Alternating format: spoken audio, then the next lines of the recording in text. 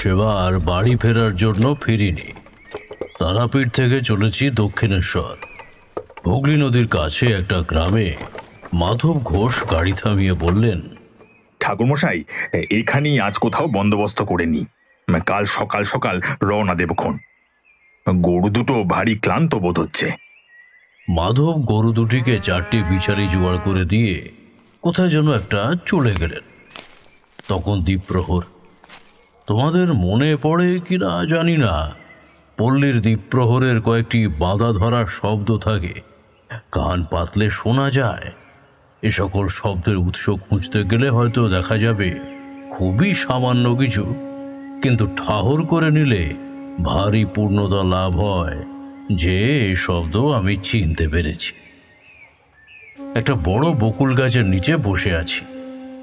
ঘরদোরের দরজা জানালা সব বন্ধ। রাস্তাটি আমার পাশ দিয়েই চলে গেছে দক্ষিণ দিকে। কিছু দূর সোজা গিয়ে গ্রাম্য গাছগাছালির আড়ালে হারিয়ে গেছে। বকুল গাছের পাতা ভেদ করে উষ্ণ সূর্যালোক আসতে পারে না। বড় ঠান্ডা বকুলের ছায়া। গাছতলায় বসে বসে একটুখানি ঝিমুনি মতো এসেছিল। হঠাৎ একটা শোরগোল শুনে জেগে উঠলাম। আমি যেখানে বসে আছি সেটা গ্রামের মধ্যস্থল। সামনে ফাঁকা জায়গা কিছুটা, যেমনটি ছেলেদের খেলাধুলার মাঠ থাকে প্রায় গ্রামেই সেরকম। আর উত্তর থেকে পথটি এসে এই মাঠের পশ্চিম সীমা ছুঁয়ে গেছে। ওই পথেই আমরা এসেছি। দেখলাম একটি বছর 17-র ছেলেকে ঘিরেই হই হট্টগোল হচ্ছে। আমার মনে হলো গেঁয়ো ছেলেদের খেলার শব্দ যেমন হয়, এ ঠিক তেমনটা নয়। একটু বিস্ময়, একটু ভয় মেশানো চিৎকার, 5 রকম উত্তেজনার জগা খিচুড়ি। কৌতূহল হলো। এগিয়ে গেলাম ভিড়টার দিকে, আর কাছে এসে যা দেখলাম তা সত্যিই বড় আশ্চর্যের।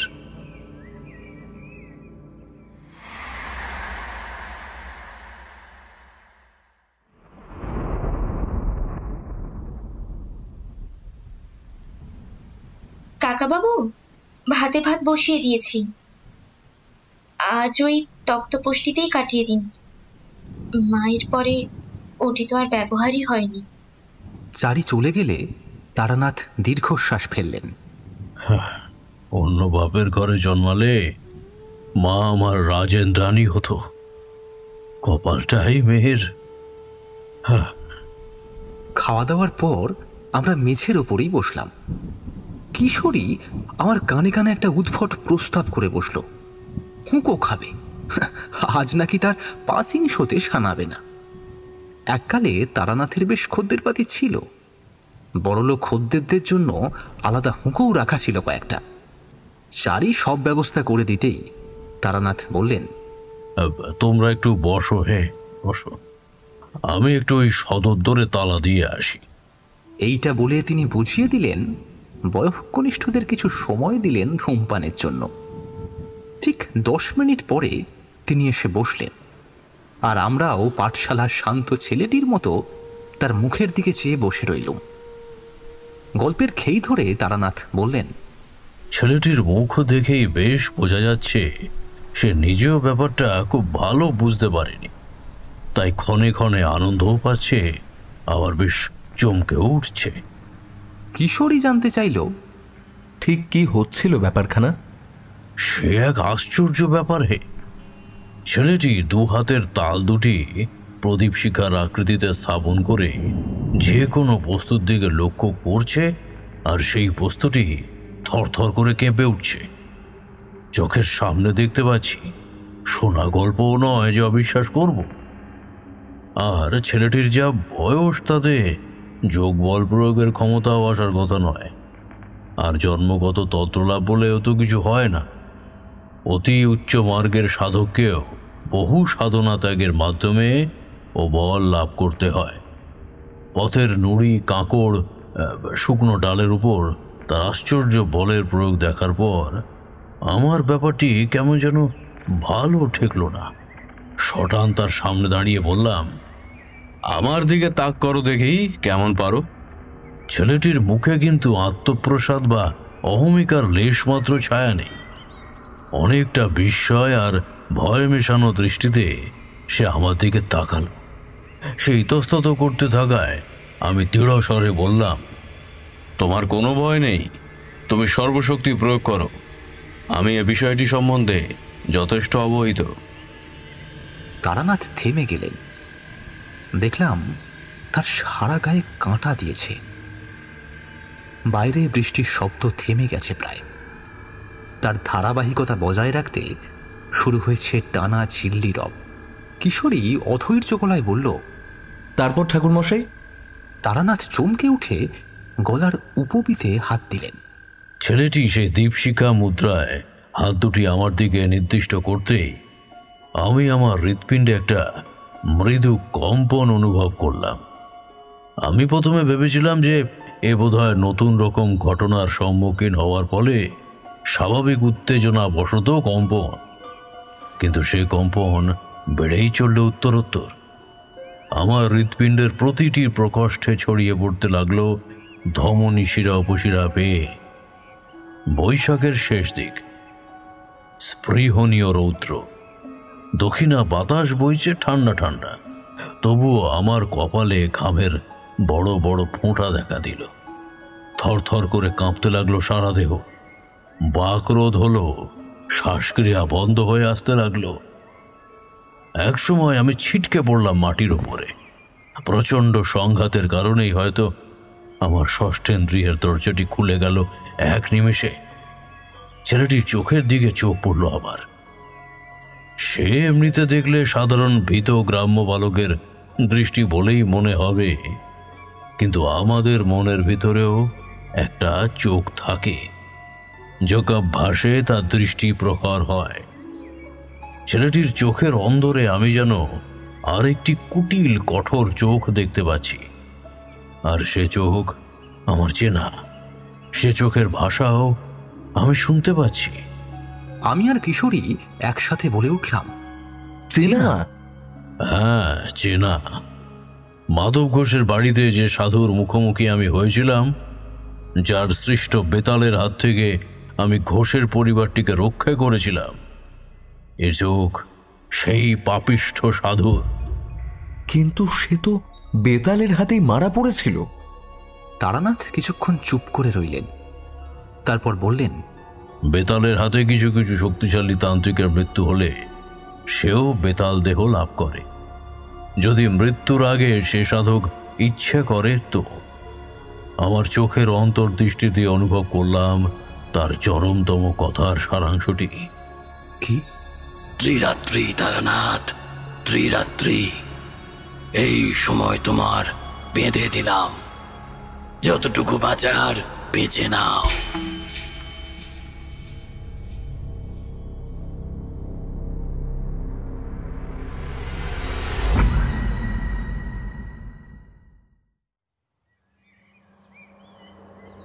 মাধব ঘোষ কোথা থেকে যেন ছুটে এসে আমাকে তুলল। আমি ছেলেটির চোখ থেকে একেবারের জন্য চোখ সরাইনি। কড়া দৃষ্টি দিয়ে আমিও বুঝিয়ে দিচ্ছি, ওহে পাপিষ্ঠ যোগী, তোমাকে আমি থোড়াই ভয় পাই।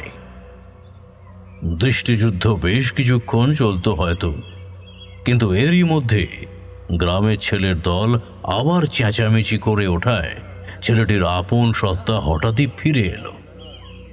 আমি দেখলাম সে অশুভ শক্তির প্রভাব আর তার উপরে নেই। মাধব উৎকণ্ঠিত গলায় বললে, কি হয়েছে ঠাকুরমশাই? আমি দেখলাম তার জানা দরকার। এই মুহূর্তে তার সঙ্গে আমাকেও ফেরত পথে রওনা দেওয়া উচিত, কারণ আমার সঙ্গে সঙ্গে মাধব ও তার পরিবারটিও প্রচণ্ড বিপদের মধ্যে রয়েছে। একটু সামলে নিয়ে তাকে বললাম, এই মুহূর্তে বাড়ি ফিরে চলুন, সে পাপাচারী সাধু আবার ফিরে এসেছে। মাধবের মুখ মুহূর্তের মধ্যে কাগজের মতো সাদা হয়ে গেল। অতি কষ্টে সে বলল, কিন্তু ঠাকুরমশাই, সে তো। কথা বাড়াবেন না। কড়া গলায় আমি বললাম, এখনই রওনা দিলে হয়তো পরশু বিকেল বিকেল পৌঁছতে পারবো, সময় একদম কম।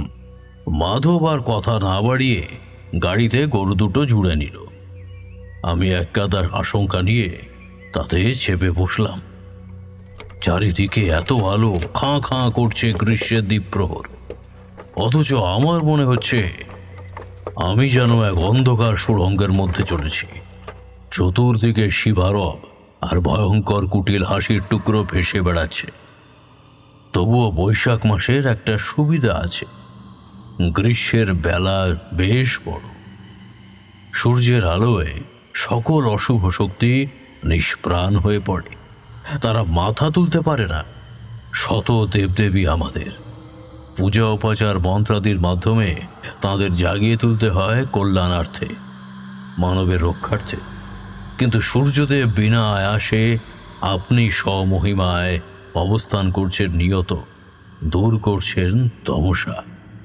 আলোর চেয়ে বড় দেবতা আর কেউ আছেন কি? মনে মনে তাই দিবাকরের উদ্দেশ্যে প্রণাম নিবেদন করলাম একটি। মাধব উদ্বিগ্ন কণ্ঠে এবার জিজ্ঞাসা করল, বিপদ কতটা ঠাকুরমশাই? বিপদ তো বেশ গুরুতরই। মনুষ্য দেহ নিয়ে সে যা সব ঘটনা ঘটিয়েছিল, বেদাল দেহ ধারণ করে না জানি তার ক্ষমতা কোন চরম সীমায় নিয়ে গিয়েছে। জীবিত অবস্থায় যে সকল আশা তার অপূর্ণ রয়ে গেছে। এই কথাগুলো উচ্চারণ করতেই আমার পা থেকে মাথা পর্যন্ত একটা ঠান্ডা স্রোত বয়ে গেল। বিদ্যুৎ চমকের মতো একটা চিন্তা আমার মাথায় ঝলসে উঠল। 5 বছর আগে প্রথমবার আমি যখন মাধবের আতিথ্য গ্রহণ করেছিলাম, তখন মাধবের একটি মেয়ে ছিল, আর কদর্যমনা সাধু তাকে নিজের সাধন সঙ্গিনী করতে চেয়েছিল। আমি ভয়ানক দুশ্চিন্তায় আকুল হয়ে পড়লেও মাধবকে তা বুঝতে দিলাম না। স্বাভাবিক সুরে তাকে জিজ্ঞাসা করলাম, ঘোষমশাই, আপনার মেয়েটির বিয়ে কোথায় দিলেন? মাধবও চমকে উঠলেন মনে হলো। উৎকণ্ঠিত গলায় বললেন, এই তো সাত গেছে, জেলা বর্ধমান। কেন বলুন তো? না, এমনি, এ পথেই তো পড়বে, এক রাত ওখানে অবস্থান করব ভাবছি। মাধব চমকে উঠে বললেন, যা, আগে বলবেন তো, ঘন্টাখানেক হলো পার হয়ে চলে এলুম যে। মাধব তড়িঘড়ি গাড়ি থেকে নেমে গাড়ি ঘোরাতে লাগলেন।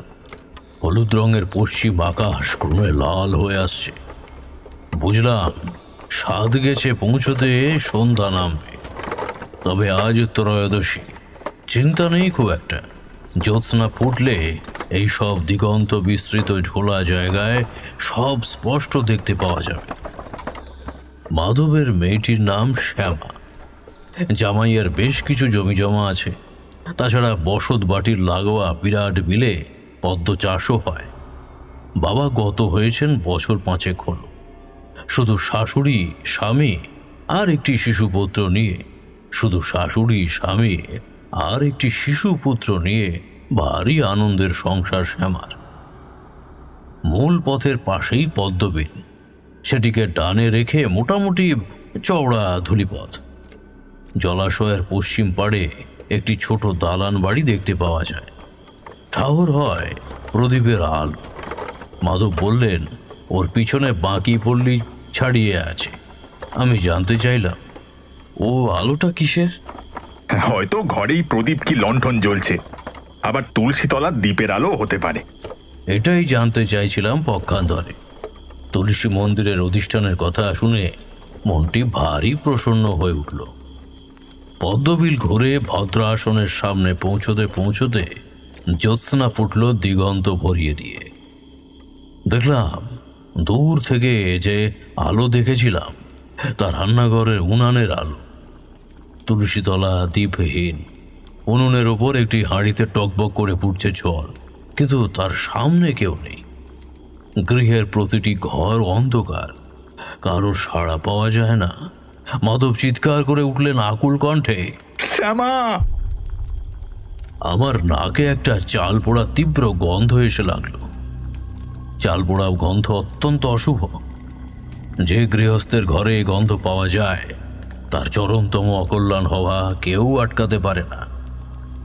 মাধব অন্ধকার ঘরে ঢুকে গেলেন পাগলের মতো ছুটতে ছুটতে। আমি উনানের একটি কাঠ নিয়ে গাড়িতে ঝোলানো লণ্ঠনটি জ্বালিয়ে ফেললাম। গরুর গাড়ির লণ্ঠন, তার আলোই বা কতটুকু? হাওয়া বাতাস লেগে সেটি সবসময় কালিমালিপ্ত হয়ে থাকে। রান্নাঘরের দুয়ার থেকে আমি লণ্ঠনটি একটু উঁচিয়ে ধরে এদিক ওদিক দেখতে লাগলাম। এমন সময় আমার দৃষ্টি গেল বিলের জলের কিনারায়, পূর্ব দিকে। বাড়ির উঠোন যেখানে শেষ হয়েছে, জলের কিনারায় একটি ছোট্ট শিশু পূর্ব দিকে তাকিয়ে দাঁড়িয়ে আছে। তাকে দেখলেই বোঝা যায় যে সে ঠিক প্রকৃতিস্থ নয়। অন্ধকার নামলে শিশুরা এক মুহূর্ত মায়ের কাছ থেকে নড়তে চায় না, কিন্তু এই শিশুকে দেখে বোঝা যায় সে হয় প্রচণ্ড ভয় পেয়েছে, অথবা কোনো অস্বাভাবিক দৃশ্য দেখে সম্পূর্ণরূপে বিমূঢ় হয়ে পড়েছে। আমি খুব সাবধানে তার দিকে এগিয়ে গেলাম। অচেনা মানুষ দেখে হঠকারিতার বশে সে যদি জলে লাফিয়ে পড়ে, এ সামান্য আলোয় তাকে জল থেকে খুঁজে বের করা একেবারেই সম্ভব হবে না। এমন সময় মাধবের চিৎকার শুনতে পেলাম বাড়ির দিক থেকে। একটি লণ্ঠন হাতে তিনি উঠোনে নেমে এসেছেন। তার পিছনে একজন মাঝবয়সী মহিলাও রয়েছেন। লণ্ঠনের আলোতে তার মুখে ফুটে ওঠা প্রচণ্ড ভয়ের চিহ্ন স্পষ্ট বোঝা যাচ্ছে। আমি ঠোঁটের উপর তর্জনী রেখে তাদের চুপ করে থাকতে বললাম। নিঃশব্দে এগিয়ে গেলাম জলের কিনারায় শিশুটির দিকে। তার কাঁধে হাত রেখে বললাম, এখানে কি করছো খোকা? সে আমার প্রশ্নের জবাব দিল না, আমার দিকে ফিরেও তাকালো না। দূরে বিলের জলে যেখানে পদ্মপাতার গায়ে জ্যোৎস্না টলটল করছে, সেদিকে আঙুল দেখিয়ে আমার কোলে ঢলে পড়ল। মাধব ও তার সঙ্গের মহিলা একসাথে আর্তনাদ করে উঠলেন। খোকাটিকে তাদের হাতে তুলে দিয়ে আমি বিলের দিকে তাকালাম। এতটা দূর থেকে কিছু দেখা স্বাভাবিক চোখে সম্ভব নয়, তবে তোমরা কিছুটা হলেও জানো, এমন সব পরিস্থিতিতে আমার দৃষ্টি বা বাকি সকল ইন্দ্রিয় অনেক বেশি সজাগ হয়ে থাকে। তারানাথ থেমে এক ঢোক জল খেয়ে নিলেন। আজ তার গল্প বলা হঠাৎই শুরু হয়েছিল, তাই ভূমিকায় যেসব চা এবং জল খাবারের ব্যবস্থা থাকে তা বিশেষ হয়ে ওঠেনি। বেশ রাত হয়েছে। এখন তেলে ভাজার লোভে বিহারীদের দোকানে গেলে বেসনের টুকরো ছাড়া আর কিছুই মিলবে না। এদিক ওদিকে কিছু খাবারের চকচকে দোকানপাট আছে বটে, কিন্তু সেই সব খাবার তারানাথের সামনে পরিবেশন করার সাহস আমাদের নেই। মঠ লেনের এই ঘরটির মধ্যে এখনো বিংশ শতাব্দীর এক টুকরো প্রথমার্ধ রয়েই গেছে। সেটাকে আধুনিকতার মোড়কে মুড়ে দেওয়ার চেষ্টা আমরা করি না। তাতে মহানগরীর খুব একটা পিছিয়ে পড়া হবে বলে মনে হয় না। তারানাথ বললেন, প্রত্যেক মানুষই ইন্দ্রিয়জাত বিশেষ কিছু ক্ষমতা নিয়েই জন্মায়। কারো হয়তো দৃষ্টিশক্তি প্রবল, কারোর শ্রবণ। মাঝে মাঝে দেখতে পাও না যে কিছু কিছু মানুষের চামড়ায় অল্প গরমে ঘামাচি গজিয়ে ওঠে, বা অল্প শীতেই চামড়া ফেটে যায়। ডাক্তার বলবেন অনুভূতিপ্রবণ চামড়া। অনুভূতিপ্রবণ মানেটা কি? আবহাওয়া জলবায়ু তাদের স্পর্শানুভূতিতে বেশি বেশি করে ধরা পড়ে।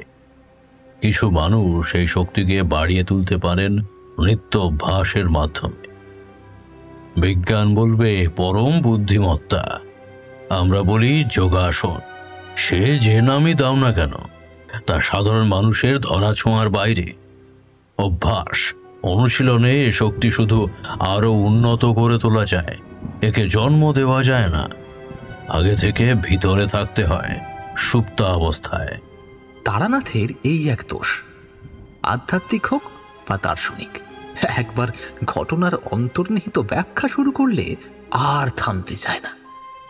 আসলে অগাধ অভিজ্ঞতার ফলস্বরূপ তার মধ্যে একটা সহজ বিশ্লেষক মন গড়ে উঠেছিল, তাই স্বতঃস্ফূর্তভাবেই এই বিশ্লেষণগুলো বেরিয়ে আসত। আর এদিকে আমরা হলাম মোটা মাথার কলম পেশা চাকুরে। এই সব কি আর আমাদের সয়? তারা দি হয় আমি, আর বেশিরভাগ সময়ই কিশোরী। ও ঠাকুর মশাই, তারপর? তারানাথ আমাদের দিকে একবার আর চোখে দেখে নিয়ে আবার গল্পের খেই ধরলেন।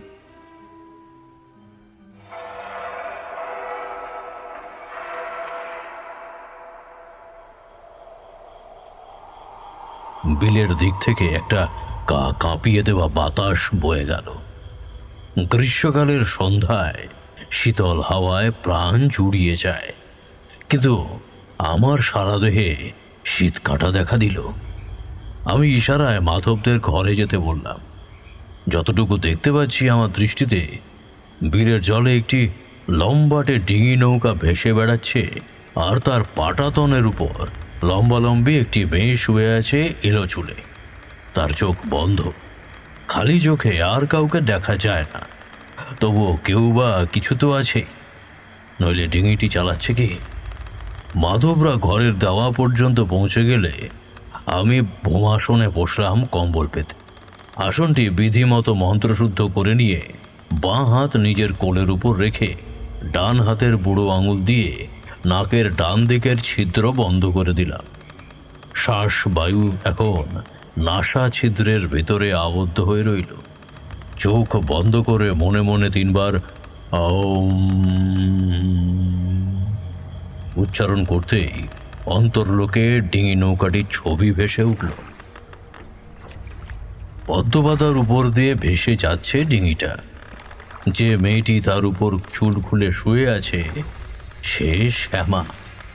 তাকে আমি আগেও দেখেছি, চিনতে অসুবিধা হলো না একটু। এবার ডিঙির ছুঁচলো দিকটা লক্ষ্য করলাম।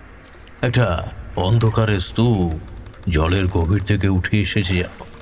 সরু সরু আঙুল দিয়ে সে আঁকড়ে ধরেছে নৌকার কলুই, আর তারই টানে উদ্ভ্রান্ত জলযান বয়ে চলেছে।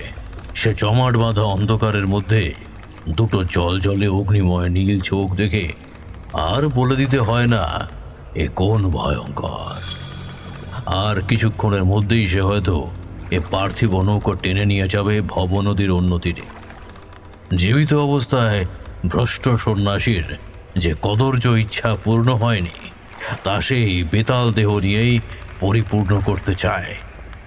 আমি সম্পূর্ণ নিঃশ্বাস নিয়ে উচ্চকণ্ঠে চিৎকার করলাম, ব্যগ্রভূতা পিশশ্চ গন্ধর্বা সিদ্ধচারণা যক্ষা নাগাশ্চ বেতালা লোকপালা মহর্জয় মাতর গণনাথশ্চ বিষ্ণুর্ব্রহ্মা বৃহস্পতি যস্য সিংহাসনযুক্ত ভবচূড়া খেচরস্ততা অহম দূরীভূতয়ামি ত্বং দেবং ত্রক্ষ মিশন মব্বয়ম আগচ্ছ ভগ্নবত্রম ব্রহ্ম নির্মিত যন্ত্রকে।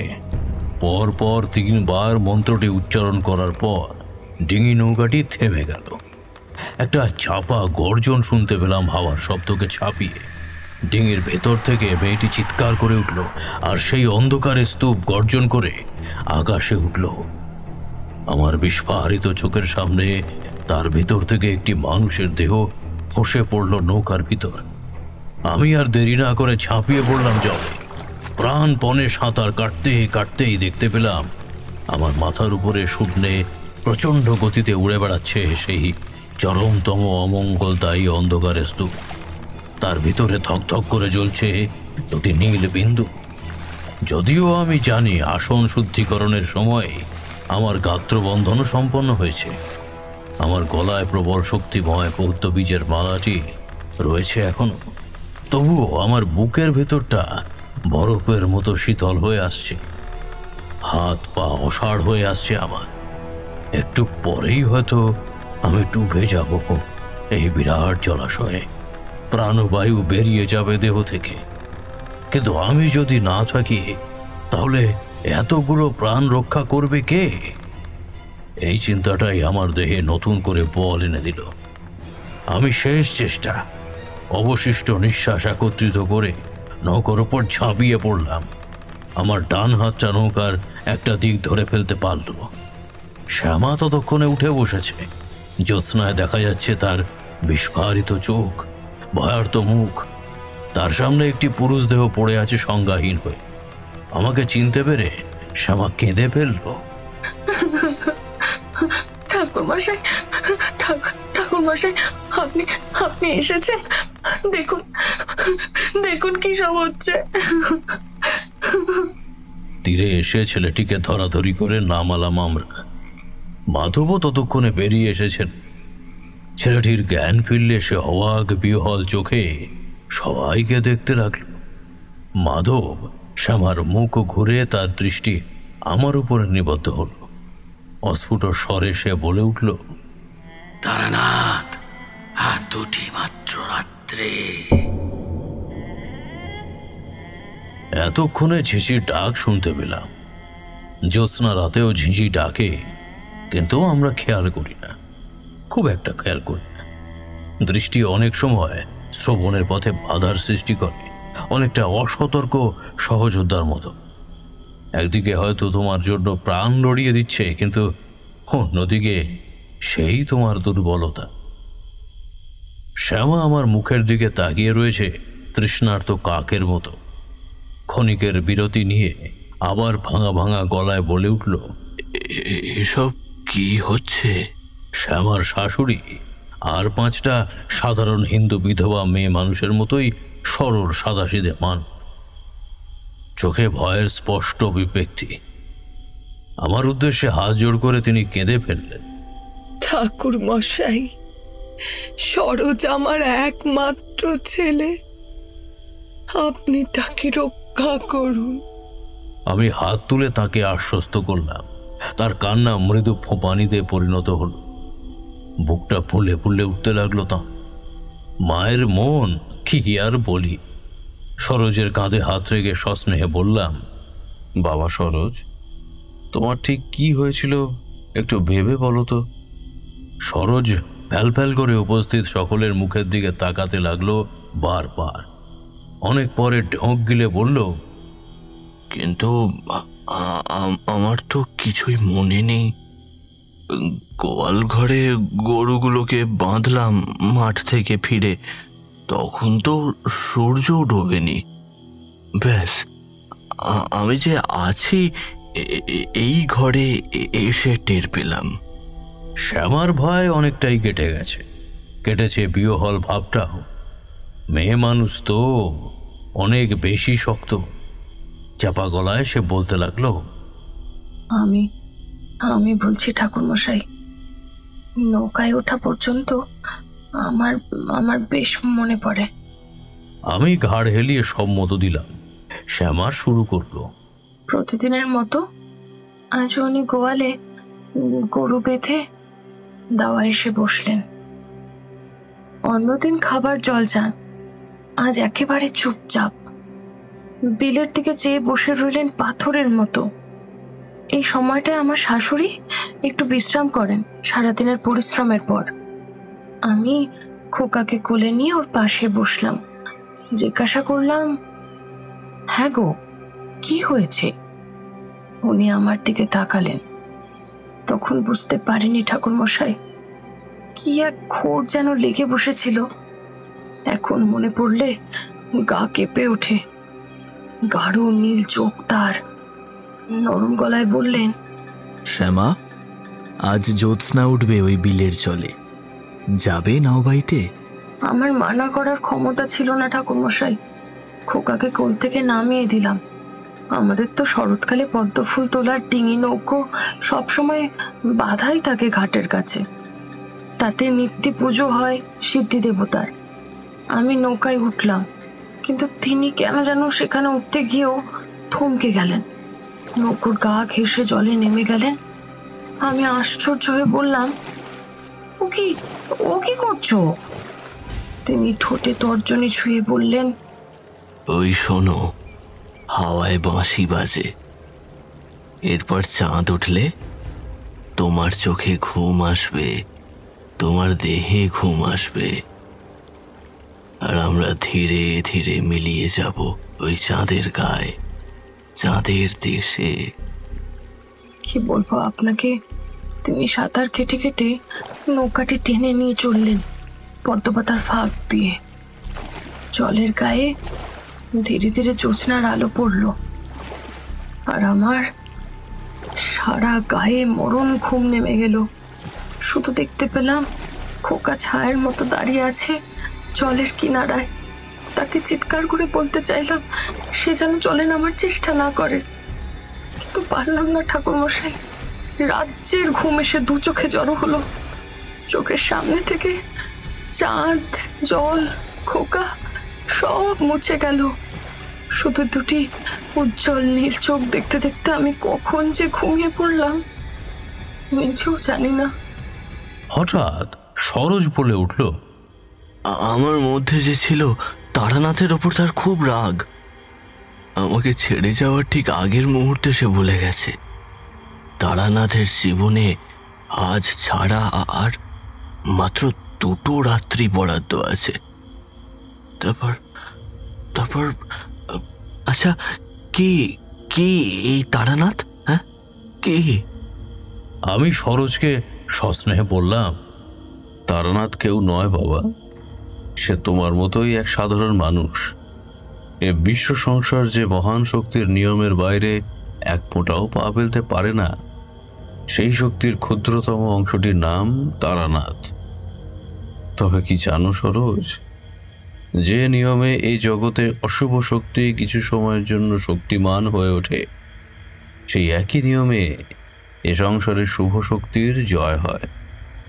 তুমি তারানাথকে নিয়ে ভেবো না। আজ রাতে আমি তোমার অতিথি, শ্যামা মায়ের রান্না খাবো। কাল মহেন্দ্রক্ষণে তোমার গৃহবন্ধন করে দিয়ে যাব আমি। আজ ও আগামী দুরাত্রি তোমরা কেউই সূর্যাস্তের পরে বা সূর্যোদয়ের আগে ঘরের বাইরে যেতে পারবে না। শ্যামা চোখের জল মুছে তাড়াতাড়ি রান্নাঘরের দিকে চলে গেল। মাধবকে সরোজ ও তার মায়ের কাছে রেখে আমি বাইরে এলাম। শনশন করে একটা হাওয়া বইছে দক্ষিণের খোলা মাঠ পার হয়ে। আমার প্রিয় পৃথিবীর উপর কি নরম জ্যোৎস্না নেমেছে। পদ্মপাতার গায়ে তার আদরের চিহ্ন ঝলমল করছে। তাই তো 3 দিগন্তে জীবন্ত গাছের রেখা, পল্লীর গৃহে গৃহে গরম ভাতের সুগন্ধ, ধূপের সুবাস কত সহজ সুন্দর হয়ে আমার 5 ইন্দ্রিয় জুড়ে তারা স্নেহ পরশ বুলিয়ে দিচ্ছে। আমার মনটা হঠাৎই অকারণে সাহসী হয়ে উঠল। ওই তো খোকার খিলখিল হাসি শুনতে পাচ্ছি মাধবের আদর মস্করার শব্দ। ওই জ্যোৎস্না হাওয়ায় ভরে ছুটে আসছে দিগন্তে। তার মনে তো কোনো ভয় নেই। প্রহর আটকে আছে, থেমে গেছে সময় স্রোত। মহাকাল যা নির্দিষ্ট করেছেন তার বাইরে এক বিন্দুও কিছু ঘটার নয়। গ্রীষ্মের এই নরম সন্ধ্যায় এক আলোকিত জলাশয়ের সামনে দাঁড়িয়ে আমি আমার মনের কথাটি সকরণে শুনতে পেলাম। আমার জীবনের লিপি তোমার লিখনে নেই হে ভ্রষ্ট সন্ন্যাসী, নেই। আমার ভবিতব্য অনেক আগেই নির্ধারিত হয়ে আছে মহাকালের লিপিতে। আমি ভয় পাই না তোমাকে, এসো, মোকাবিলা হবে।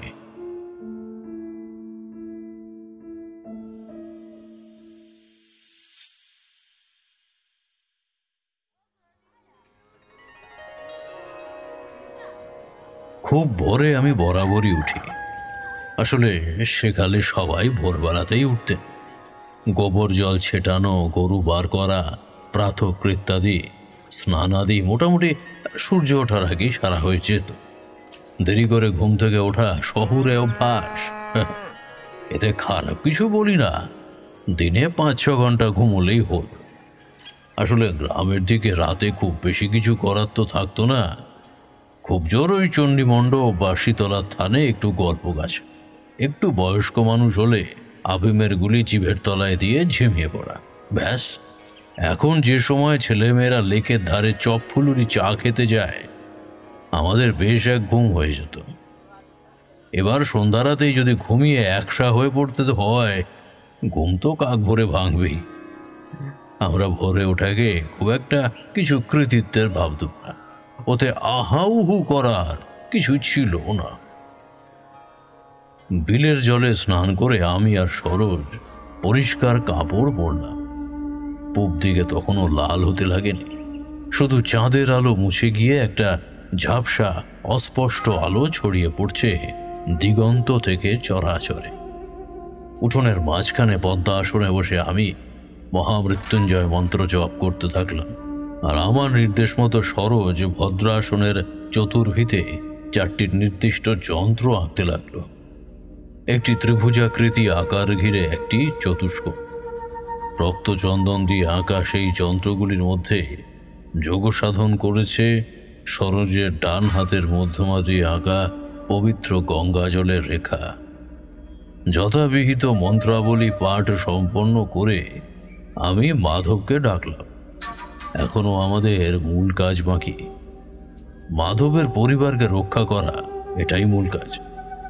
আর আমি নিশ্চিত গত রাত্রে বাধা পেয়ে বেতাল আরো বেশি হিংস্র হয়ে পড়েছে।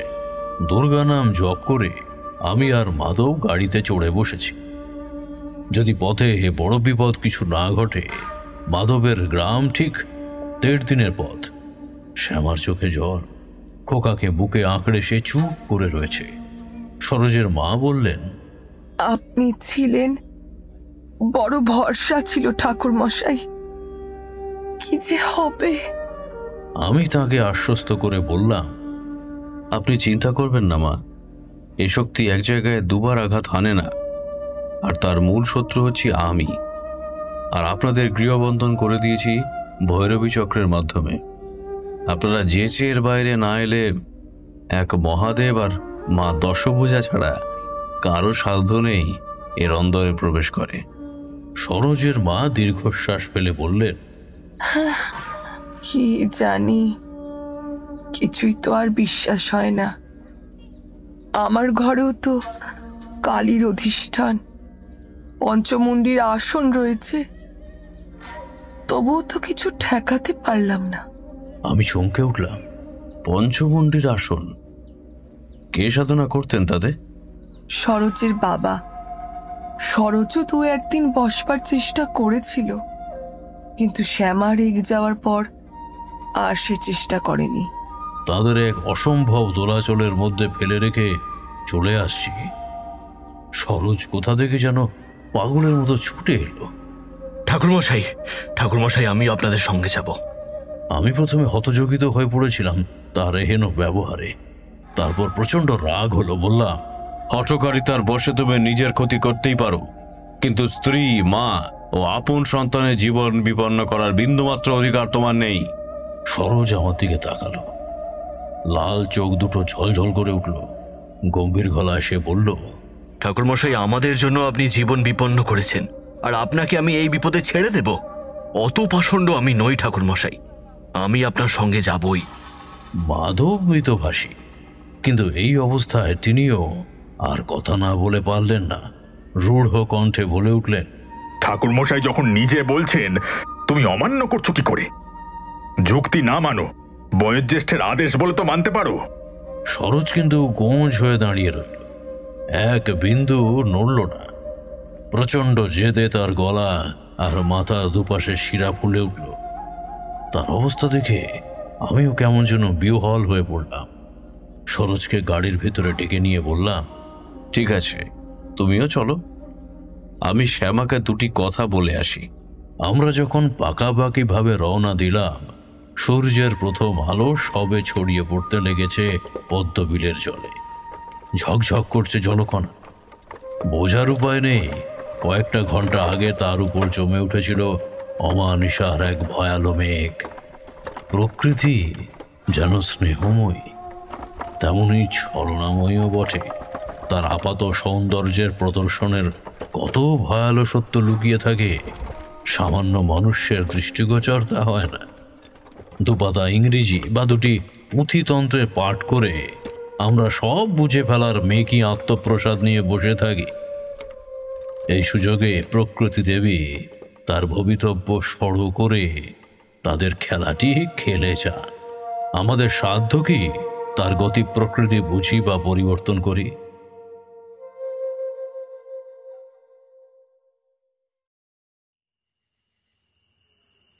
এত দূর শুনে কিশোরী বলে উঠল, কিন্তু একটা ব্যাপার তো পরিষ্কার হলো না ঠাকুরমশাই, যে বেতাল এত দিন আগেই অশরীরী শরীর লাভ করেছে, সে আপনার উপর চড়াও হলো না কেন? সে ওই তো যেদিন সন্ন্যাসী ঘাড় মোটকে পড়েছিল শ্মশানের মধ্যে, বেতাল দেহ লাভ করে আপনাকে আক্রমণ করতে পারত। এত বিলম্ব হলো যে বড়। তারানাথ মৃদু হাসলেন। বড় বিচলিত হয়েছ মনে হয় বেতালের বিলম্ব দেখে। গল্পটাকে বলো তো শুনি। না না, মজা নয়, সত্যি এই জায়গায় খটকা লাগছে। তারানাথ কিছুক্ষণ চুপ করে রইলেন। তারপর হঠাৎই জোর গলায় বলে উঠলেন, দেখো, তারপর আবার তন্ত্র সাধনা বা আধ্যাত্মিক জীবনের গূঢ় জ্ঞান দিচ্ছি বলে খেঁকিয়ে উঠো না যেন। অবশ্য সব বললে তোমরা বুঝবেও না। ষাটে বলছি, শোনো। তারানাথ একটা সিগারেট ধরিয়ে আবার বললেন, দেবত্বা হোক বা প্রেতাত্মা, ক্ষমতার কয়েকটি স্তর থাকে। সে কয়েকটা তোমাদের ওই আপিসেরই মতো। এই ধরো না, আজই একটি ছেলে তোমাদের নিচু তলার কর্মচারী হয়ে আপিসে ঢুকলো। সে তো আর প্রথম দিনেই তোমাদের বড় সাহেবের ঘরে গিয়ে খোশ গল্প জুড়ে দিতে পারবে না। তাকে ধীরে ধীরে পরিচিতি বাড়াতে হবে কেরানি বাবুর সঙ্গে। তারপর হলো গিয়ে ওই কি বলে জানো, ক্যাশিয়ার, খাজাঞ্চি। তারপর আস্তে আস্তে উপর দিকে ওঠা। নবাগত আত্মাও তেমনই। প্রেতলোকে প্রবেশের পরেই সে যথেচ্ছাচার শুরু করে দিতে পারে না। সেখানে নিক্তিতে তার আত্মার শুভাশুভ ভোজন হয়। তার মুক্তির ইচ্ছে আছে কিনা, সে পরজন্ম চায় কিনা, নাকি বায়বীয় অবস্থাতেই তার ইহজীবন প্রলম্বিত করে কিছু অপূর্ণ স্বাদ কর্ম পূরণ করতে চায় কিনা ইত্যাদি, সে লোকের সকল নিয়মের নিয়ামক হলেন ওই পরমাত্মা। তার অনুমোদন মিললে তবেই পুনরাগমন। আমি আশ্চর্য হয়ে বললাম, অশুভ আত্মার অনুমোদনও পরমাত্মা দিয়ে থাকেন? আচ্ছা, তবে যে শুনেছি যে যা সকল শুভ তিনি তার পক্ষেই থাকেন। তারানাথ অট্ট হাসিতে ফেটে পড়লেন।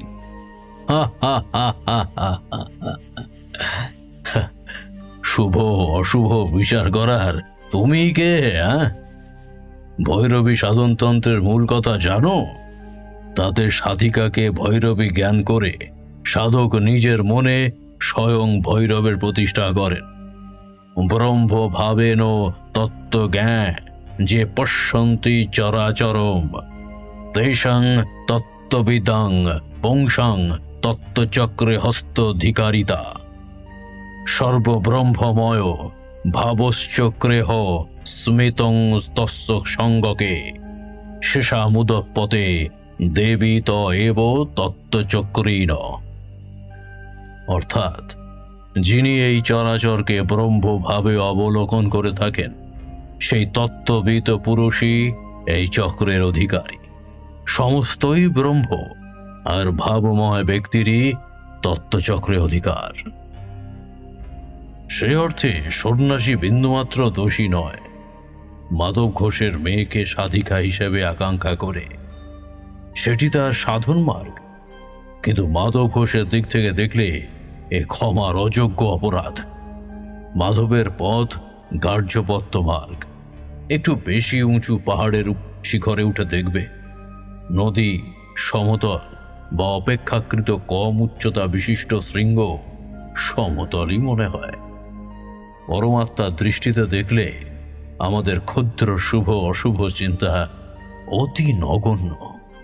তো আসল ঘটনায় ফেরা যাক। আমরা মেঠো পথ ধরে যাচ্ছি, সকলেই চুপ। চাকার একটানা একঘেয়ে ক্যাঁচ কোঁচ শব্দ ছাড়া আর কোনো শব্দ শোনা যায় না। অন্যমনস্ক ছিলাম, পথের দিকে খেয়াল ছিল না। হঠাৎ দেখি আমাদের চেনা পথ বদলে গেছে, আর রীতিমতো পাকা সড়কের উপর দিয়ে আমরা চলতে লেগেছি। আমি ভেবে নিলাম এ নিশ্চয়ই অদৃশ্য বেতালের কাজ, মাধবকে ভুল পথে চালিত করছে। আমি প্রাণপণে মাধবকে ডাকতে তিনি ঘাড় ঘুরিয়ে আমাকে বললেন, চিন্তা করবেন না ঠাকুরমশাই, নবদ্বীপ থেকে ট্রেন ধরবো। গরুর গাড়িতে যেতে হলে কাল সন্ধ্যের আগে বোধহয় পৌঁছানো হবে না। আমি আর কিছু বললাম না। নবদ্বীপ রেল স্টেশনের লাগোয়া পশ্চিম পাড়াটি বর্ধমান জেলার মধ্যেই পড়ে। সেখানে মাধবের এক গুরু ভাইয়ের বাড়ি। গরু দুটি আর গাড়ি তার জিম্মায় রেখে আমরা ছুটলাম ট্রেন ধরতে। নলহাটির সেই রেলগাড়িটি পাওয়া গেলে একটা রেলগাড়িতেই মাধবের গ্রামের নিকটতম ওই রেল স্টেশনটায় পৌঁছানো যাবে, নইলে আবার ওই কাটোয়া বা ওই সালারের রেলগাড়ি বদলের হাঙ্গামা আছে অনেক। পথে অজয় নদের দর্শন হলো, কাটোয়া স্টেশন, গঙ্গার দু এক ঝলক চোখে পড়ল। সমতল গৌড়বঙ্গ ধীরে ধীরে শুম্ভ প্রদেশে প্রবেশ করল। শ্যামলিমা কমতে কমতে একটা রক্তিম রুক্ষতা ছড়িয়ে পড়তে লাগলো দৃষ্টিপথে। সূর্য ক্রমশ পশ্চিমে ঢলে পড়তে লাগলে সেই লাল মাটির রং আরো আরো গাঢ় হয়ে উঠল। সেই মেটে মেটে ধুলো ধূসরিত লাল রং, গুমট গরম। আমার মনে হতে লাগলো আরো এক ভয়ালো রাত্রির সম্মুখীন আমরা হতে চলেছি। গত রাতের চেয়ে এ রাতের ভয়ঙ্করতা অনিশ্চিত রূপে আরো আরো বেশি হতে চলেছে। নলহাটি ছেড়ে রেলগাড়ি রামপুর হাটের দিকে এগিয়ে চলল। পশ্চিম আকাশ থেকে একটা গরম হাওয়া দৌড়ে এলো। বুঝলাম আজ কাল বৈশাখী আসছে।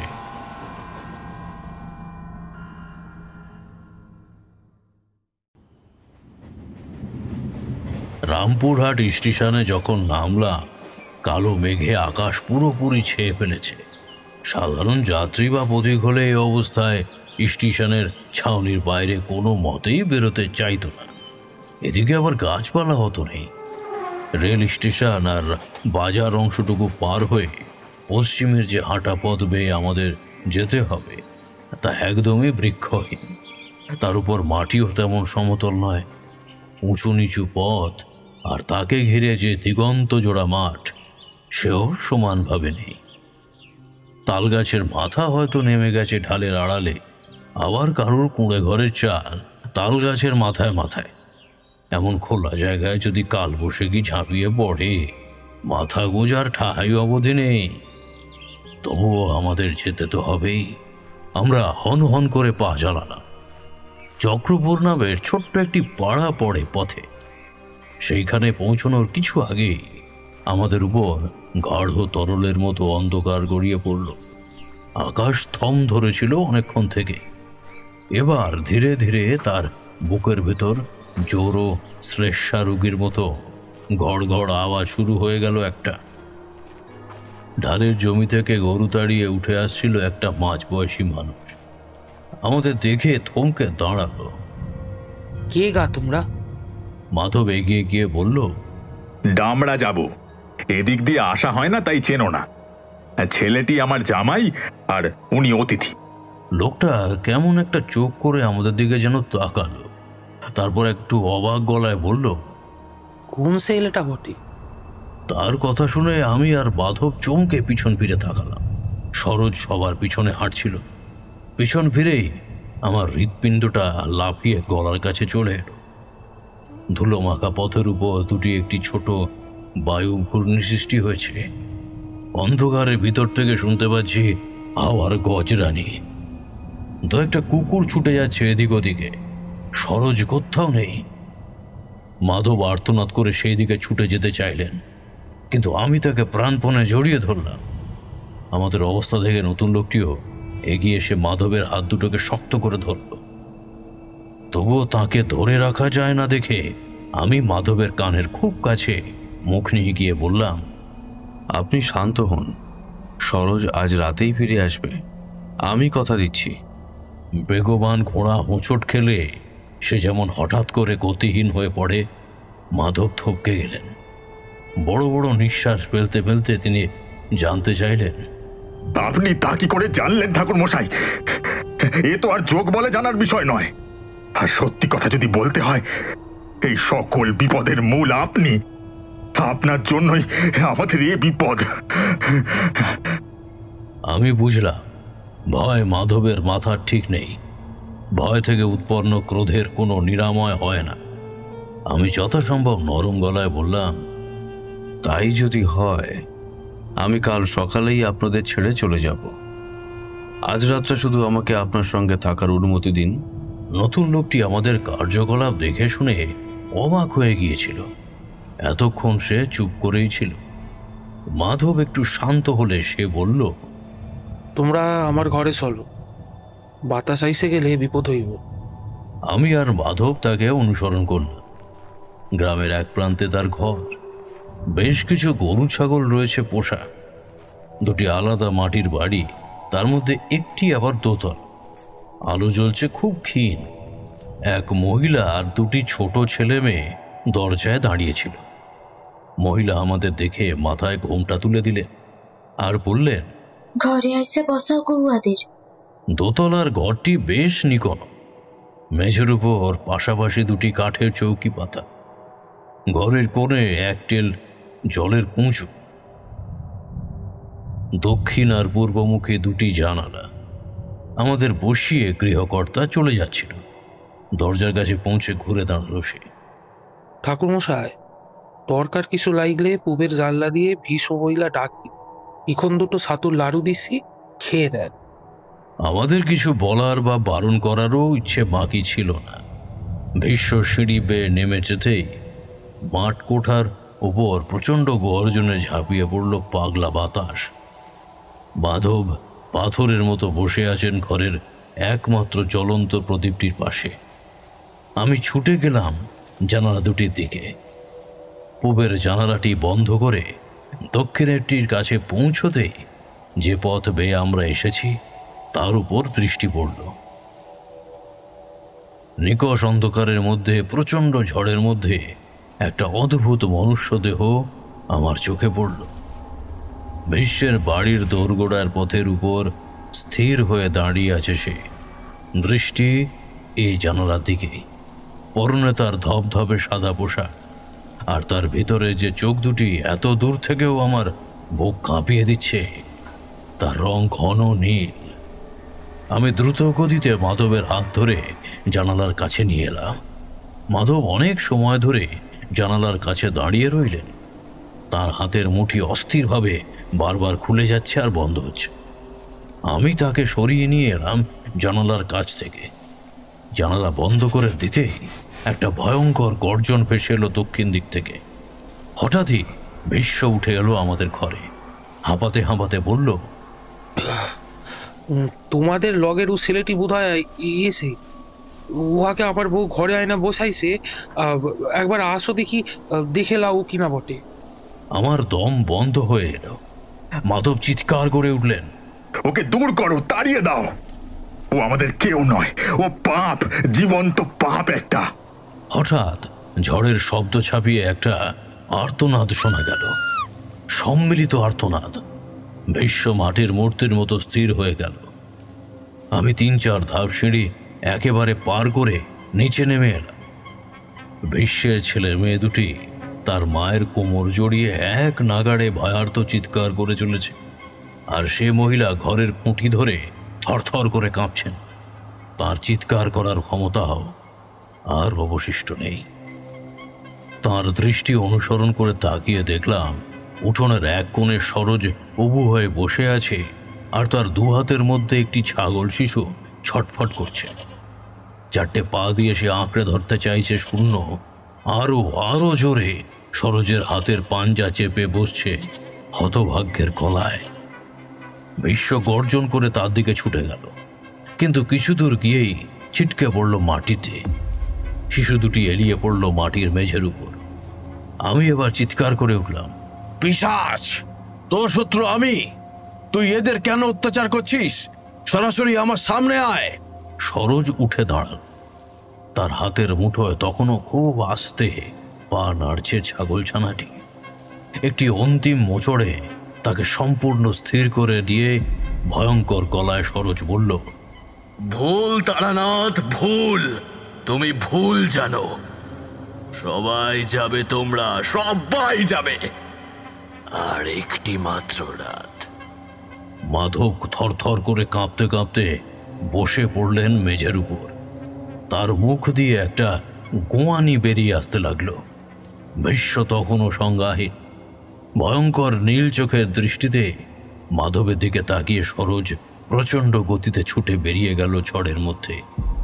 মাধব চিৎকার করে উঠলেন, ঠাকুর মশাই, আমি বুঝেছি, আমি সব বুঝতে পেরেছি।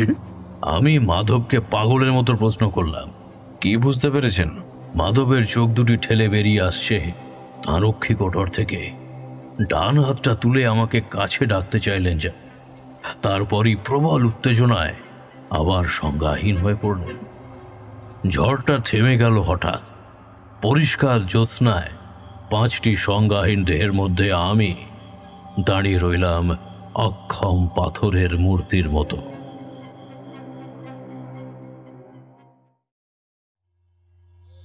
মাধবের বাড়ির উঠোনে পা দিয়েছি কি দিইনি, মাধবের স্ত্রী ছুটে এলেন। মাথার ঘোমটা অবধি দিতে পারেননি উৎকণ্ঠায়, ভয়। মাধবের মধ্যে বোধহয় ভয় পাওয়ার বা উৎকণ্ঠিত হয়ে ওঠার শক্তি আর অবশিষ্ট ছিল না। দুর্বল গলায় তিনি বললেন, কি হয়েছে? এক নিঃশ্বাসে সব বলে ফেলতে চাইলেন মহিলা। তারপর আমার দিকে চোখ পড়তেই থমকে গেলেন তিনি। মাধবের উদ্দেশ্যে বললেন, ঘরে এসো, ঠাকুর মশাইকে পা ধোয়াবার জল টল দাও বলছি। সেই প্রথমবারের মতোই আপ্যায়ন করার চেষ্টা করলেন দুটিতে। তবুও তেমনটা কি আর হয়? বিষাদ অবসাদ মিশে রয়েছে। আমি আবার সেই পুরনো আত্মপ্রসাদ অনুভব করলেও বলার উপায় নেই। এখন যদি বাংলাদেশের আতিথেয়তার মাধুর্যের কথা ফেঁদে বসি, হাস্যকর শোনাবে। দুটি ভাতে ভাত খেয়ে আমি আর মাধব দাওয়ায় বসলাম। সেই সুন্দর গ্রাম দেশ, দূরে চন্দন নালা নদীর শুকনো নদী খাতটি দেখতে পাওয়া যায়। শুম্ভভূমের এই অঞ্চলটি একেই শুকনো, তার উপর আবার গ্রীষ্মের খরতাপ। পৃথিবী মায়ের বুকের চামড়া উঠে এসেছে খসে পড়া পলেস্তালার মতো। মাধবের বাড়ির উত্তর পশ্চিমে বেশ কয়েকটি শাল গাছ বেড়ে উঠেছে বলে এ বাড়ির উঠোনে অপরাহ্নের রৌদ্র ততটা প্রখর নয়। মাধবের স্ত্রী দোরের আড়ালে বসেছেন কিছুটা তফাতে। তার গলার স্বরে ভয় সুস্পষ্ট। তোমরা যাওয়ার পর দত্তদের বিমলাকে ডেকে নিয়েছিলুম। এ কদিন সে আমার কাছেই থেকেছে, শুয়েছে। দিনের বেলাটা তার মায়ের কাজে সাহায্য করে, আর বিকেল বিকেল চলে আসতো আমার কাছে। গরু দোয়া রান্না বান্না সেরে একটু রাতের দিকে বিমলাকে ডাকলাম খাওয়ার জন্য। সে একটিবার সাড়া দিয়েই কেমন যেন থম মেরে রইল। আমি তাকে বললাম, হ্যাঁ রে, হলোটা কি? সে একটু ভয়ে ভয়ে চারিদিকে দেখে নিয়ে বলল, জেঠিমা, কেমন একটা পচা পচা গন্ধ পাচ্ছি, আর আর শালবনের মাথাগুলো এভাবে দুলে দুলে উঠছে। আমার কিন্তু ভালো লাগছে না। গন্ধটা আমিও পেয়েছি। বাড়ির পিছন দিকটায় গোবর টোবর জমা হয়, সেই গন্ধ ভেবে চুপ করেছিলাম। কিন্তু বিমলা বলার পর খেয়াল হলো এই গন্ধটা ঠিক গোবরের গন্ধ নয়, একটু আষ্টে আষ্টে, অনেকটা ওই কাঁচা মাংসের মতো। বিমলাকে মনের ভাব বুঝতে দিলে ও আরো ভয় পেয়ে যাবে ভেবে ওকে বললাম, আরে ওসব কিছু নয়, নদীর পাড়ে কুকুর টুকুর ফেলেছে কেউ, চল খেয়ে শুয়ে পড়ি। আমার কথা শেষ হতে না হতেই শালবনের দিক থেকে শোঁ শোঁ করে একটা বাতাস ছুটে এলো। আকাশ ঝলমল করছে জ্যোৎস্নায়, কোথাও এতটুকু মেঘের দেখা নেই। এমনকি উঠানের কাঁঠাল গাছটার পাতাও নড়ে না। এবার আমার বুকটা জমে পাথর হলো। জ্যোৎস্নার আলোতে দেখলাম, মনে হলো শালবনের দিক থেকে আমাদের বাড়ির দিকে একজনকে ছুটে আসছে। বার দরজার কাছে এসে থমকে দাঁড়ালো, কিছুক্ষণ শালবনের দিকে চেয়ে রইল, তারপর চিৎকার করে উঠল, মা, দেখে যান পাখিটার কি অবস্থা। আমি অবাক হয়ে গেলাম তার গলা শুনে। এ তো সরোজ। ছেলের সারা দেহ ভিজে গেছে ঘামে, দেহটা থরথর করে কাঁপছে, বুক ওঠা নাবা করছে হাঁপড়ের মতো। ডান হাতে একটা মোড়া পাখি, সে সেটার দিকে এক দৃষ্টে তাকিয়ে আছে। আমি আর বিমলা তাকে হাত ধরাধরি করে ভেতরে নিয়ে এলাম, ঘরে বসতে দিলাম। সে গম্ভীর গলায়, শরীরটা ভালো নেই, আজ আর কিছু খাবো না বলে ওই বাইরের ঘরে দৌড় বন্ধ করে শুয়ে পড়ল। মরা পাখিটা পর্যন্ত ফেললো না। মাধব লাফিয়ে উঠলেন। বাইরের ঘরটির দিকে ছুটে যাওয়ার চেষ্টা করতেই আমি পিছন থেকে ঠান্ডা গলায় বলে উঠলাম, ওদিকে গিয়ে লাভ নেই, সে ঘরে নেই। যা বোঝা আর আমার বোঝা হয়ে গিয়েছে, আর তাকে কোথায় পাওয়া যাবে তাও আমি জানি। কি হয়েছে? আমি তো কিছুই বুঝতে পারছি না। কয়েকটি বিষয় আপনাদের জানা বিশেষ প্রয়োজন গোসমশাই, না হলে বিপদের মোকাবিলা করা যাবে না। এ কি সেই আগের মতোই ঠাকুরমশাই? প্রেত জনি যত শক্তিশালী হোক না কেন, তাকে কেউ আহ্বান না করলে সে আসতে পারে না। তার আগমনের একটি পন্থা ও একটি ধারকের প্রয়োজন। তন্ত্রসাধক একে আহ্বান করে কারো দেহে স্থাপন করেন বা বিদেহী অবয়বেই ব্যবহার করেন, যেমনটি আগের বার করেছিল সেই সাধু। একমাত্র প্রেতাত্মার উত্তরপুরুষ যদি তাকে আহ্বান করে, তবে তাকে নিজ দেহে স্থান দিতে পারে। ঠাকুরমশাই, আমি কেমন যেন বুঝতে পারছিলাম। আপনি আমাকে বলেছিলেন যে সরোজ পিতৃহীন। কি করে তার পিতৃবিয়োগ হলো কিছু জানেন? সরোজের বয়স তখন আমার শ্যামার চেয়ে 2-1 বছর বেশি। তার বাবা ঘর থেকে হঠাৎই একদিন উধাও হয়ে যান, আর ফিরে আসেননি। সরোজের ঘরে পঞ্চমুণ্ডির আসনের কথা মনে পড়ে ঘোষমশাই? বিলক্ষণ পড়ে। সরোজের পিতার ছিল সে আসন। তার মা কি বলেছিলেন মনে আছে? হ্যাঁ, সরোজও তাতে 2-1 দিন বসার চেষ্টা করেছিল। শ্যামা রেগে যাওয়ার পর তাতে আর বসেনি। মিথ্যা। সরোজ সে সাধনা চালিয়ে গেছে, আহ্বান করেছে প্রেতাত্মাকে, এবং ঘটনাক্রমে তার পিতার বেতাল দেহ সন্নিকটেই ছিল।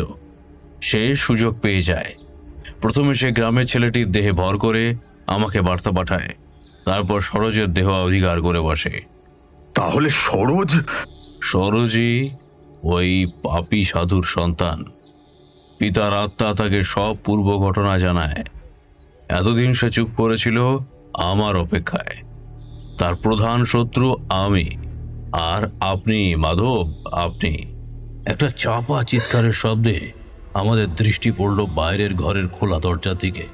মাধবের স্ত্রী আমাদের আলোচনার মধ্যে কখন যে সেখানে নিঃশব্দে পৌঁছে গেছেন খেয়াল করিনি। আমরা ছুটে গেলাম। খোলা দরজা দিয়ে দেখা যায় ঘরের অনেকটা অংশ।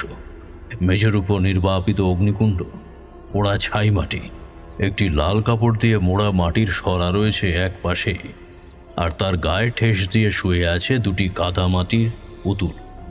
তাদের কপালে পোড়া ছাইয়ের টিকা। মাটির মাধব ঘোষ আর মাটির তারানাথ তান্ত্রিক।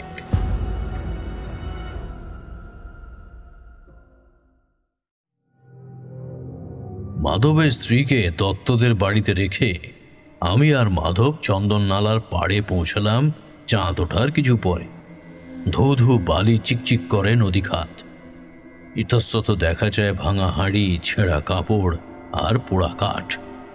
একটা গাছের পাতা অবধি নড়ে না। ভারী জ্যোৎস্না অচল হয়ে মুখ থুবড়ে পড়েছে শীর্ণা নদী খাত। তার আজ অগ্রসর হওয়ার শক্তিটুকুও নেই। ভৈরবী চক্র এঁকে তার সামনে বসে আছি আমি। গোল করে এঁকে দিয়েছি দেহবন্ধন বৃত্ত। সে বৃত্তের মধ্যে আমার একটু পিছনে বসে আছেন মাধব, পাথরের মতো নিশ্চল। এক দৃষ্টে আমরা তাকিয়ে আছি সামনের দিকে। মৃত্যু কোন দিক থেকে আসবে তা আমাদের জানা নেই। বেশ কিছুক্ষণ বসে থাকবার পর আমার মনে হলো, খুব সূক্ষ্ম অনুভূতি হলো, বাতাসে খুব মৃদু একটা কম্পন জেগেছে। এ ঠিক বাতাস বয়ে যাওয়া নয়, বাতাসকে আড়াল বানিয়ে তার ভিতর খুব মৃদু তরঙ্গের সৃষ্টি করা হয়েছে। চোখ বুঁজে মনকে একাগ্র করতেই বুঝতে পারলাম সে এসেছে। জ্যোৎস্নার রঙে একটা লাল আভা। গ্রীষ্মকালের অপরাহ্নে কৃষ্ণচূড়া বা শিমুল গাছের নিচে এমন আলো দেখতে পাওয়া যায়। এই আলো সন্ধ্যা রাতের স্বাভাবিক নয়। মাধব ঘামে ভেজা ঠান্ডা হাত আমার কাঁধে খুব আলতো করে রাখলেন। আমি আমার সমস্ত রোম দিয়ে অনুভব করতে পারছি এর তীব্র তীক্ষ্ণ নৈশব্দ। জ্যোৎস্নাও যে গায়ে ছুঁচ ফোটাতে পারে এই প্রথম বুঝতে পারলাম। হঠাৎ নদীখাতের দিক থেকে একটা বিনবিনানি কান্নার শব্দ ভেসে এলো। মেয়েলি গলা, খুব যন্ত্রণায় সে যেন কাঁদছে। আমি পিছনে নড়াচড়ার শব্দ শুনে বুঝলাম মাধব উতলা হয়ে উঠেছেন। কান পেতে শুনলে বোঝা যায় মেয়েলি গলাটি শ্যামার। খুব টেনে টেনে সে উচ্চারণ করছে, বাবা গো, আমাকে আমাকে বালির নিচ থেকে তুলে নিয়ে যাও, আমার আমার দম বন্ধ হয়ে আসছে। ও ও বাবা, আমাকে কেউ তুলে নিয়ে যাও, আমার আমার দম বন্ধ হয়ে আসছে। আমি বুঝলাম মাধবকে আটকে রাখা কষ্টকর হবে। মেয়ের কান্না শুনে ছুটে যায় না এমন বাপ ভূভারতে নেই। থলিতে পবিত্র মন্ত্রপুত গঙ্গাজল ছিল, তা অঞ্জলি ভরে মাধবের সারা গায়ে ছিটিয়ে দিলাম। তিনি ততক্ষণে উঠে দাঁড়িয়েছেন, পাগলের মতো ঘোলাটে সাদা চোখ। সামনের দিকে তাকিয়ে হোঁচট খেতে খেতে তিনি ছুটলেন নদী খাতের দিকে। আমার চোখের সামনে নদী বক্ষের সাদা বালি ফুঁড়ে একটা ছায়াদেহ উঠে দাঁড়ালো। গাঢ় নীল দুটি বিন্দু ঝকঝক করছে সে কায়াহীন অমঙ্গলের ছায়ার মধ্যে। কান্নার শব্দটা ক্রমে উল্লাসে পরিণত হচ্ছে। একটি লোভী গড়গড় করতে থাকা পুরুষ কণ্ঠ স্পষ্ট হয়ে উঠছে কান্নার ভিতর থেকে। চোখের নিমেষে এসে ছায়াদেহ নদীখাত থেকে মাধবের সামনে এসে উপস্থিত হলো। মাধব দু হাত বাড়িয়ে বলে উঠলেন, মা, মা গো আমার। দু হাত বাড়িয়ে মাধবের দু হাত ধরতেই গঙ্গা জলের স্পর্শে ছায়ামূর্তিটি তীক্ষ্ণ স্বরে আর্তনাদ করে উঠল। কেঁপে উঠল চরাচর। গাছ থেকে উড়ে গেল অসংখ্য বাদুড় আর নিশাচর পাখি। কয়েকটি পাখির বাসা ছিটকে পড়ল মাটিতে। মাধব লুটিয়ে পড়লেন মাটিতে। একটা চাপা হুঙ্কার ছেড়ে ছায়ামূর্তি ছুটে এলো আমার দিকে। আমি নিবাত নিষ্কম্পন প্রদীপের শিখার মতো বসে রইলাম। একবার দেখলাম শ্যামা আমার সামনে বসে নিয়ে বিনিয়ে কাঁদছে। কখনো বা আমার আত্মীয় পরিজনেরা আমার নাম ধরে ডাকছেন। দু একবার কাঁচা হাড় মাংসের টুকরো এসে পড়ল আমার গণ্ডির মধ্যে। তারপর একসময় হঠাৎ সবকিছু মিলিয়ে গেল। জ্যোৎস্না আশ্চর্য রকম মোহময় নীল হয়ে উঠল। অদূরে মাধব পড়ে আছেন অচৈতন্য হয়ে। একটা তীব্র কস্তুরী গন্ধ ছড়িয়ে পড়তে লাগলো। নদীর দিক থেকে একটা খিলখিল হাসির শব্দ শুনে আমি সেই দিকে তাকালাম। নদীর পাড় বেয়ে জ্যোৎস্না মাখা নূপুর বাজিয়ে আমার সামনে যিনি এসে দাঁড়ালেন, তাকে দেখে আমার বুকের রক্ত চলকে উঠল। সেই অনিন্দ সুন্দর রূপ, সেই ভুবনমোহিনী হাসি, বরাকরের জলের মতো উজ্জ্বল দাঁত। তিনি আমার একান্ত আপনার জন, মধু সুন্দরী দেবী। আমি বিহ্বল হয়ে উঠে দাঁড়ালাম। স্খলিত পায়ে গণ্ডি পার হয়ে তাঁর সামনে দাঁড়ালাম। বিস্মিত গলায় বললাম, দেবী, তুমি এখানে? তিনি আবার হাসলেন। আসবো না? যা সব শুরু করেছো, চলো, আর এসব করতে হবে না। অনেক হলো, এবার বিশ্রামের পালা। কোনোদিন নিজে শান্তি পেলে না, আমাকেও দিলে না। এ ডাক উপেক্ষা করার শক্তি আমার ছিল না। কত রাত, কত নিঃশব্দ দ্বীপ্রহর, কত হিমেল সন্ধ্যায় দেবী আমার মনোলোকে বিচরণ করেছেন সঙ্গীতের মতো, নূপুরের শব্দের মতো। বুক ভিজে গিয়েছে কত সকালে গ্রামের প্রান্তরে দাঁড়িয়ে। তার দয়া হয়নি।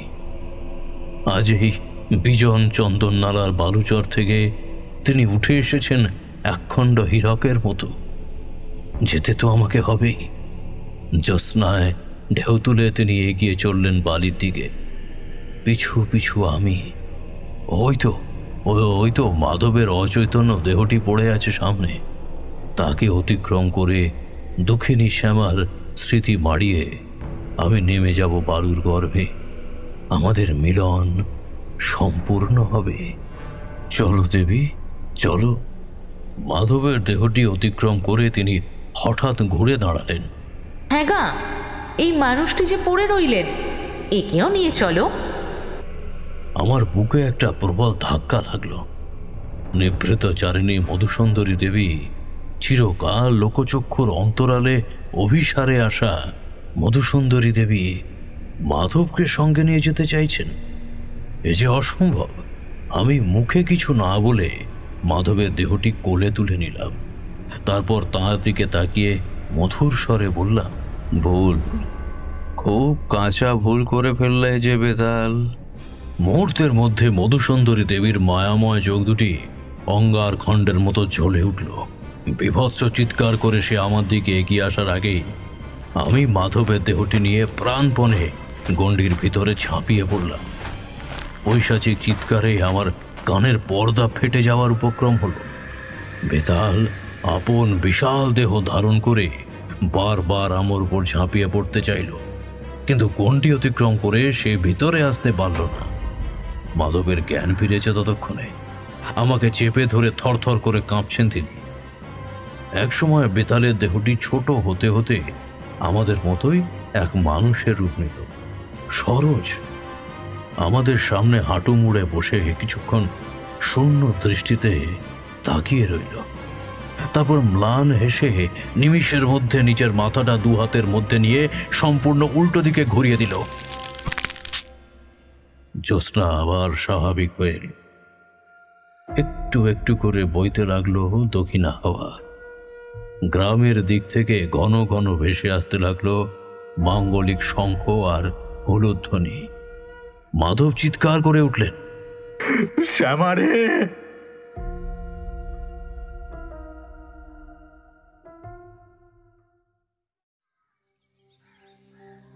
একটা দুটো করে পাখি ডেকে উঠেছে তারানাথের জানালায়। আকাশের ঘোর কালো রং এখন মাজা মাজা। দু একটা গাড়ির হর্ন শোনা যাচ্ছে ওই মঠ লেনের দিক থেকে। আমরা উঠে পড়লাম। তারানাথ পিছু ডেকে বললেন, মাঝে মাঝে এসো হে, মনে হয় ডাক আসবে। কিশোরী রেগে গেল। কি যা তা বলছেন? এখনই প্রায় স্বপ্নে সেই বরাকরের পারদ রঙের সাদা কালো জ্যোৎস্না দেখতে পাই। সেই ছায়া ছায়া ঝাউবন, কি জানি কাল ভৈরবের মনে কি আছে, কি জানি। আমরা আর দাঁড়ালাম না, চলে এলাম।